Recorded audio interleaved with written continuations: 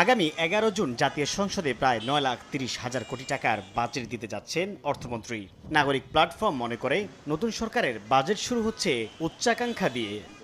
কোনো কার্ডের এবং আমার বাজেট নিয়ে রাজনৈতিক প্রতিশ্রুতি ও নাগরিক প্রত্যাশা বিষয়ক আলোচনায় গবেষকরা বলেন সরকার 6,95,000 কোটি টাকার রাজস্ব আহরণ লক্ষ্য নির্ধারণ করতে যাচ্ছে। এর মধ্যে 1,30,000 কোটি টাকায় হয়তো ঘাটতি থাকবে। শিক্ষা স্বাস্থ্যে বরাদ্দ কমছে, আমাদের উন্নয়নের ভিতরে যে ব্যয় সেটা আমরা করতে পারি না, কনসার্ন আছে এইটার ভেতরে থেকে। এবং আমরা সবচেয়ে বড় কথা, জিডিপির হার খুবই কম, ফলে অর্থে সম্পদের সংস্থান নাই, ফলে অনেক কিছু করা যায় না। 3 লাখ কোটি টাকার এডিপিরও সমালোচনা করেন গবেষকরা। বলেন সরকারের উন্নয়ন কর্মসূচি পুরোটাই ঋণ নির্ভর হচ্ছে, যা শঙ্কার। ফ্যামিলি কার্ড, ফার্মার্স কার্ড ইত্যাদি নিয়ে আলোচনা হচ্ছে, খাল খনন আলোচনা হচ্ছে।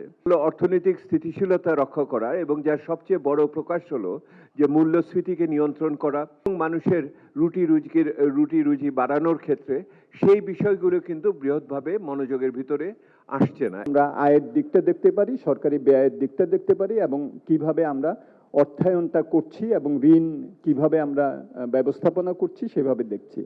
সমাজ কল্যাণমন্ত্রী জানান এবারের বাজেটে সরকার পিছিয়ে পড়া জনগোষ্ঠীকে বেশি অগ্রাধিকার দিচ্ছে।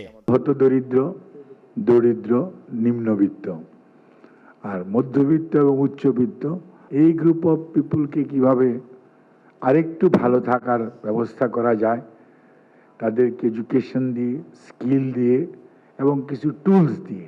সরকারি সংস্থাগুলো দক্ষতার সঙ্গে বরাদ্দের অর্থ কেন ব্যয় করতে পারবে না তা জবাবদিহির